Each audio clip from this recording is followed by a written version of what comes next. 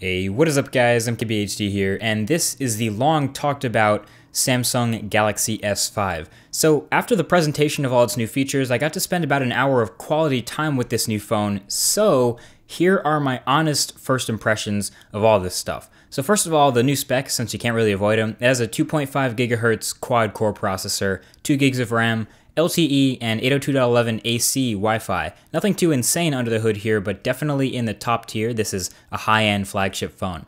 So on the front, it's rocking a slightly larger 5.1-inch 1080p AMOLED display, just a bit bigger than the 5.0-inch Galaxy S4, and that right there is the symbol for pretty much everything else about this phone. It's just slightly bumped up from the Samsung Galaxy S4 in a lot of ways. But one way it definitely did surprise is the build material. So the back of this phone, as predicted, feels a lot like the soft touch on the back of the Note 3, but without the leather stitching on the edges. But then for some reason they added this unsightly bumpiness to it, like the dimples on the back, and I'm not sure how I feel about this. I mean, it kind of reminds me of the original Nexus 7, plus some sort of golf ball hybrid going on. It's weird. I can't say I'm a fan of it right now. But anyway, there are 4 colors: the black with the black front, the white, which has white bezels, the blue, which I guess is the least bad looking of the bunch, I guess, and it has black bezels, and then there's also the gold, which I like to call the Band-Aid edition. Anyway, at least the build of this guy has a tiny bit of reasoning behind it.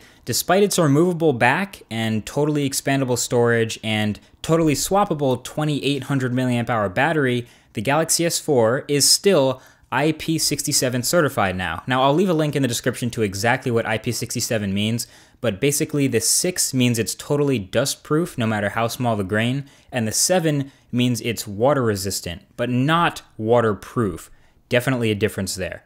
But what's cool is this doesn't seem to have a huge effect on the build of the phone. Like I said, the back is still removable. It only leaves me worried about that speaker quality, so we'll see how that turns out. Anyway, I think I played with this phone for maybe 15 minutes before I actually noticed that the front buttons, the layout has changed. So now it's a back, home, and multitasking button. No more capacitive menu button. All the menu buttons will be in software now on the screen. And of course, this carries over into Samsung's other tablets as well, so I guess it shouldn't really be much of a surprise.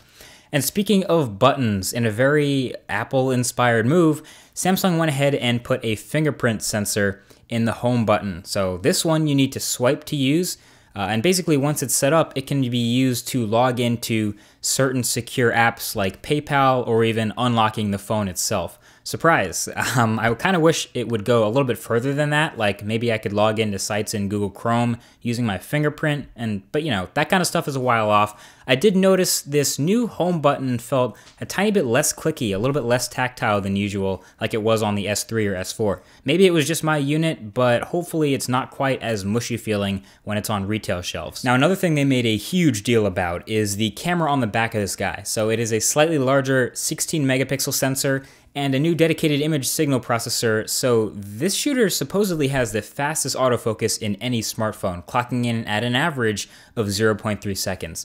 No idea how I'm supposed to verify this, but playing with the phone, I gotta say, it definitely did feel like a quality high-end phone camera. And this is no surprise coming from Samsung, really. The Galaxy S4 had a great camera. The Galaxy Note 3 had an even better camera. It shot 4K video. And this new S5 is another step up. So 16 megapixels, obviously. The photos are high res.